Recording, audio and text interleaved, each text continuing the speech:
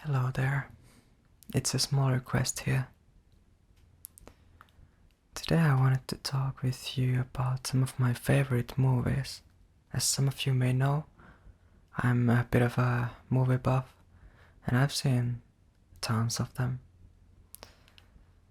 And this is not a definite list, but it's just a list of some of my favorites over the years. Some of them are old classics and some of them are newer, because to this day they are still making wonderful films with original plots and with good direction and director. The first film I want to talk about is actually a horror film. I love the genre of horror, even though it's hard to criticize them with the same scale as you criticize, for example, drama films, because they tend to lack the character depth and also the depth in the plot, and they usually just like to scare the viewers. But there are some films that can still be considered as art, in a way that some of the more well-known and critically acclaimed films are.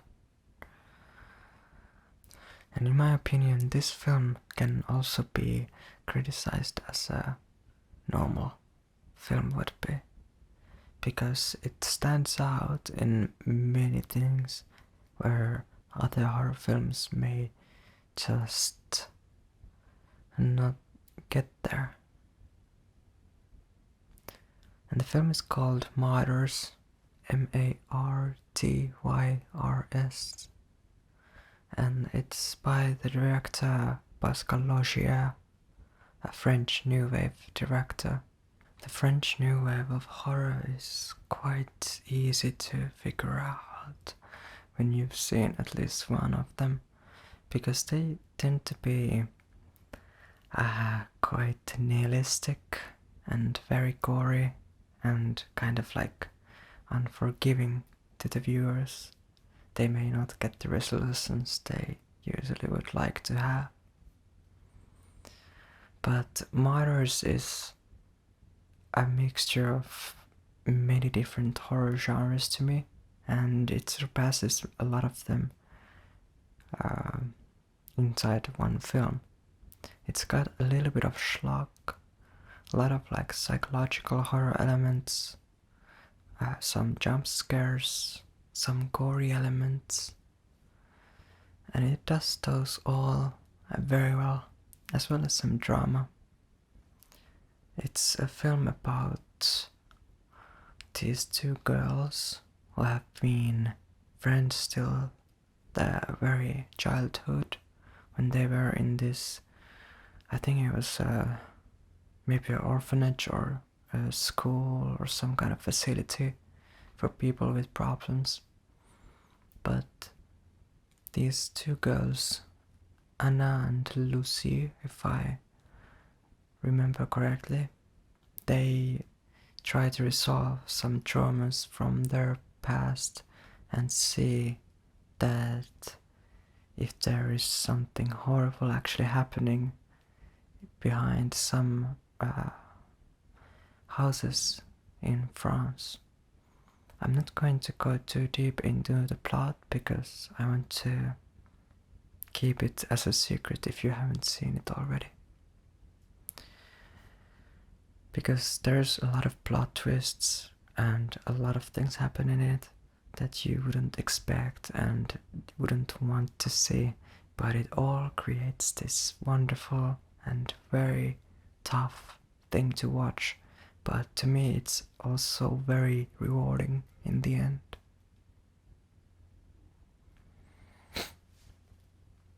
Now after Martyrs, I'd like to talk about a film called A Serious Man.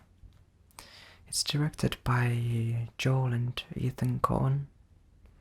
They are most famously known as Coen brothers, and by films such as Fargo and Big Lebowski.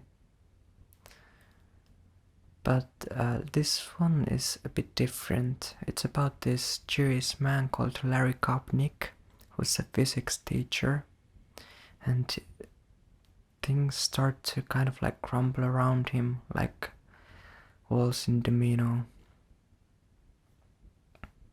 The film is about religion, about fate, determinism, karma, and just the accidental nature of the earth and life in general.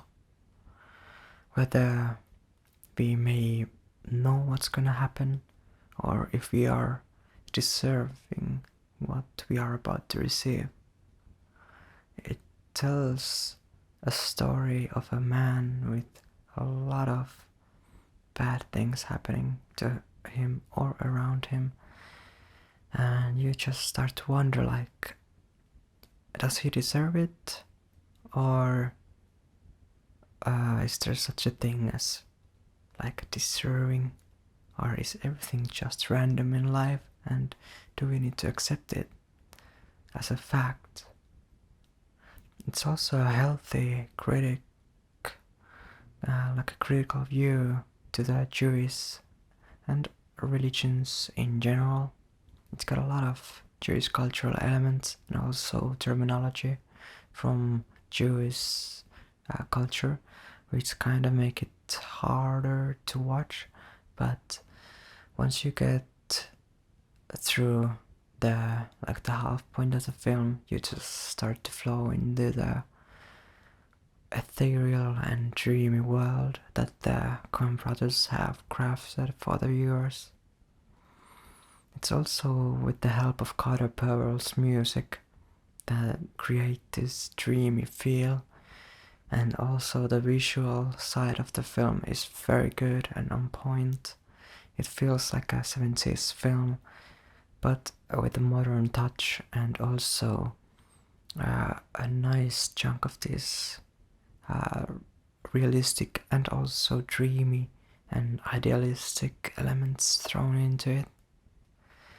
The characters and the actors play really well with each other, and also like the way they are, it feels kind of like a comic sometimes, but also very real. Also here I'm not going to go, or in any of these films, not too much into the plot, because I personally hate spoilers, but I want to give suggestions to watch if you need some new films to see. But all in all, this film is probably one of my favorites. And for some time I always said, if anyone asked like what's your favorite film, I said A Serious Man, because it gives you a very interesting and unique feeling, especially after you've seen it.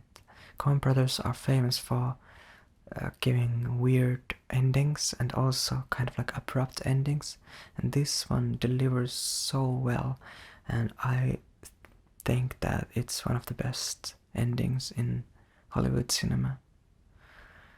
It just makes you wonder, like, what did I just see and how should I react to it?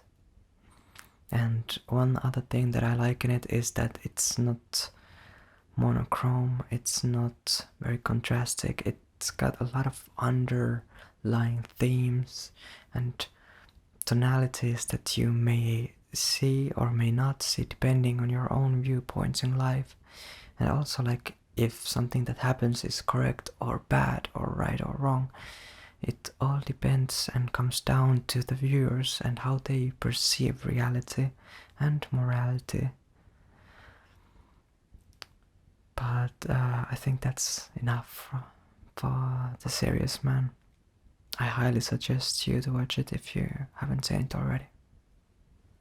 The third film I'd like to talk about is called Kärlekshistoria. It's Swedish and it stands for a Swedish love story, or a love story but in Swedish, but the Swedish English translation is called A Swedish Lovestory. It's directed by Roy Andersson, and it came out in 1970. I believe that the film was shot in the Warm Summer of Love, 1969. And how should I explain this film? Well, it's... In short, the film is a wonderful love story that transcends into something bigger in the end. But it's... well, let's look at it from a different point of view. As a composer, I feel like timepieces and set pieces are very important to me because they give you that sentimental feel that kind of like thrives on in our emotional basis, in the core. It's all those happy memories with your friends and families, at the barn, during the night time, doing fun stuff, and just those little moments in time that have kind of like made their way into your retina and into forever in a way, because they are here in your memories.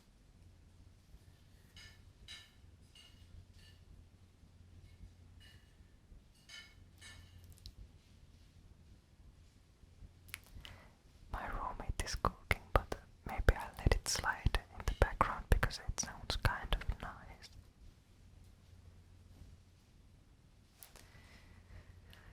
Now these are the feelings that I love, and this is the feeling that this film gives to you. It's kind of like a look into the past, how Sweden was in 1969, and that time, like in general, all the political views, all the class discrepancies, and how teenagers were in that time. On the surface, the film is a love story between two teenagers, sweet and kind of like a showcase of innocence, and in a way a loss of innocence, but it doesn't kind of like dwell in there. But in the last half of the film, it turns into this kind of like a farce in a way, but it shows these dynamics and differences between the classes, like working class and more of the bourgeois class, and how can they cope with each other, and like what the dynamics are there. And the last maybe 15 minutes of the film really transcends into this big metaphor of acceptance, love, friendship, and just caring about each other. And I think Roy Andersson, even though he was so young when he made this film, it really skyrocketed, and I don't wonder why, because he made something very magical with this one. It's as close to perfection as a cinema can be to me, not in terms of like visual stability or stuff like that, but the whole package. It feels like the way it should be. It's an honest and authentic set piece on the early 70s, late 60s, and how people were, and how I want to remember those things, even though I didn't live there. But still there is something kind of like universal in the film, and something that I can remember from my childhood, and how people were, and how we remember our memories, if that makes any sense. So if you want to see a classic, this is one that I warm-heartedly welcome and suggest for you to watch. Now from a Swedish movie we go to an American film that features a Swedish actress, Alicia Vikander, in Ex Machina. Ex Machina is a sci-fi film from 2014 or 2015, and the director is called Alex Garland, if I remember correctly. And this film is amazing. It features good actors and actresses in Alicia Vikander as the robot, Domhnall Gleeson as a guy, and Oscar Isaac as a scientist. And by guy I mean a guy who is about to experience a week in this odd scientist's house to do a Turing test to a robot. And Turing test means that whether we can see and kind of like, how to say it, whether we can experience human emotions and humanity in a robot, and whether it surpasses being a robot and being more like a human instead of AI. And Alicia Vikander is the robot in question, and she is very amazing in this film, and I'm so glad that she's making it so well now in the Hollywood, as a proud Scandinavian, I guess. But this film features a lot of interesting themes, especially in the Turing test, and it gives a nice glance into the reality that we may have in the future in terms of sci-fi elements and robots getting more and more advanced, and maybe someday surpassing our capabilities as humans in terms of not only like the technological side of things, but also maybe emotional side of things, and whether emotions and human emotions can be learned through just like information, or is it something that is profound in humanity and what only humans can perceive. It's a very interesting subject, because why wouldn't they learn emotions? Why can't they do it when we think about it more and more? And what if robots may be even more intelligent than us in terms of emotions, because they just know all the wide array of emotions that there are in like poetry, literature, other humans perceiving them and stuff like that. It's very interesting to me. But the film is also very like slow paced, which I love, and not all sci-fis need to be more like action based. This is more of like a thought-provoking drama, and it's also very sexual, and sexuality is also a big play, or like a chess piece in this checkers battle that we call humanity, and whether it's something that only humans can feel, or if it's something that is more universal, like sexuality is there with animals, but have humans made it to be something else that it actually is, or has it evolved through time to be something more complex than it may be with other animals. But if you are interested in sci-fi films, Ex Machina is one of the best ones that I can name. So go ahead and see it if you want to see something very, very cool. When it comes to new directors, I think that Denis Villeneuve is one of the best ones at the moment. He is from Quebec, so he's a Canadian-born director, currently working mostly in Hollywood with American actors. I'm having a tough time deciding whether to talk about The Enemy or Prisoners, because they are both very solid films, but I think Prisoners is more solid in terms of a movie experience. Enemy is very, very bold. It's got big metaphors and also a very tough way of telling the story, which may not be for everyone, and it wasn't at first for me, but then I looked more into it, and also I have to say I took this analysis video on YouTube, which opened my eyes in a whole new way for the film, and to give it like a more appreciation as a film. So I also hate it, I not hate it, but I also rate it highly now. I've seen it a couple times and it only gets better. But Prisoners is very standard as a film. It feels kind of like something that Fincher would direct. An interesting thriller, very gritty, but also very solid as a film.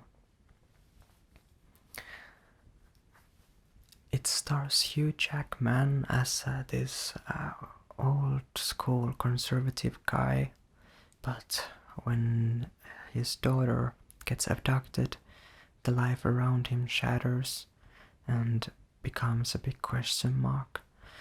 And the rest of the film is just him trying to figure out like where the daughter is, and it turns into all these moral questions about what can you do to save your daughter, and what is like morally right, what is morally obligated to do.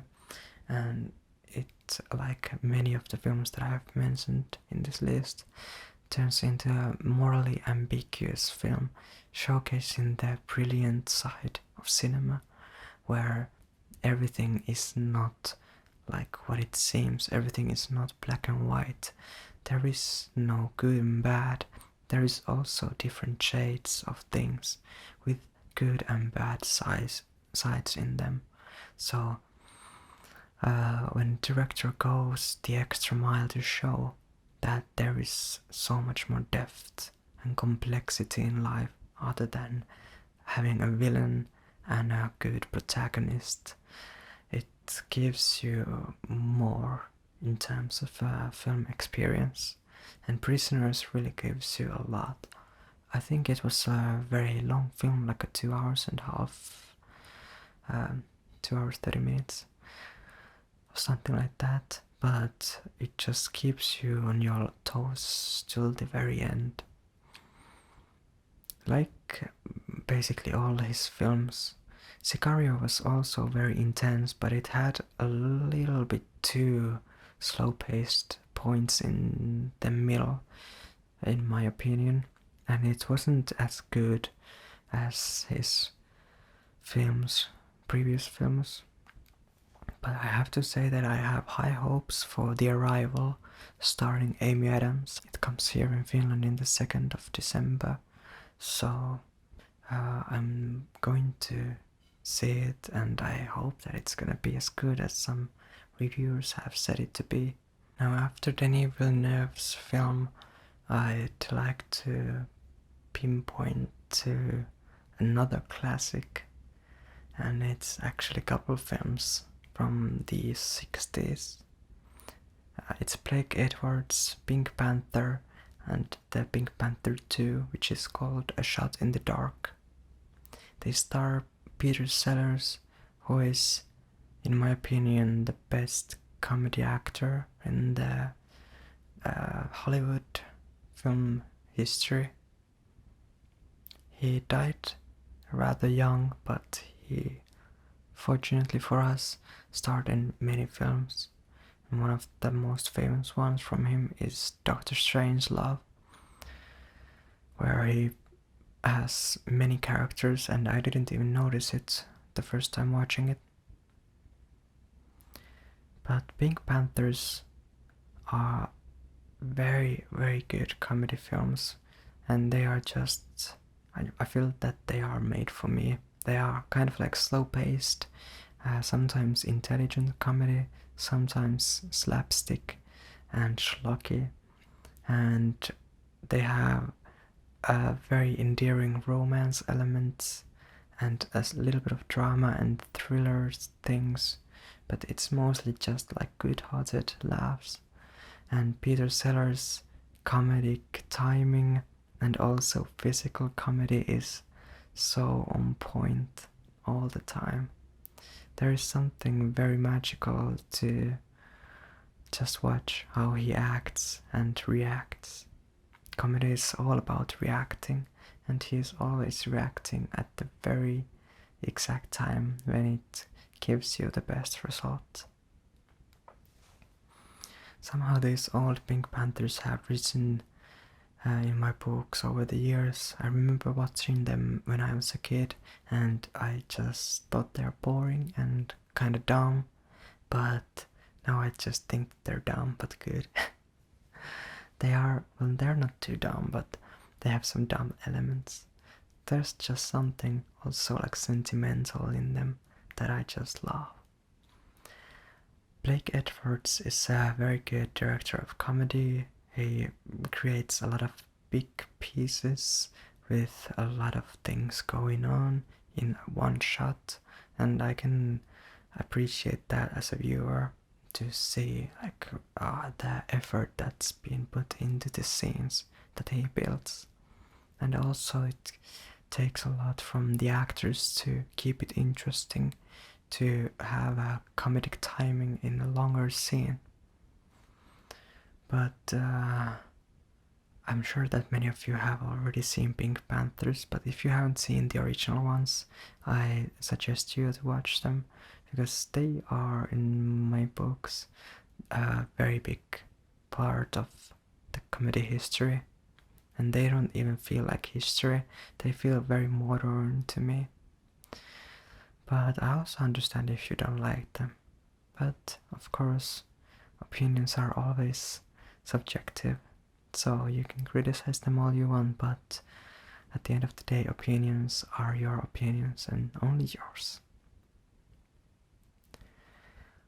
Wow, well, I kind of loved doing this, so I hope you liked it as well, and I certainly want to do a part 2 for this, because I have a lot of films that I'd like to discuss and give these like little thoughts on them. What did I like in them, and what did I maybe didn't like in them, and all that kind of stuff. But I hope you liked it, and I hope you found it relaxing. And also, good night, and see you in the next video. It's bye bye from a small request here.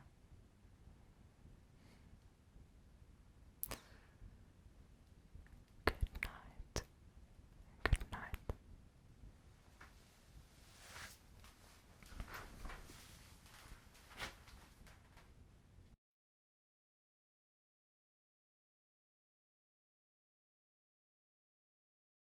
Be as good as some reviewers have said it to be.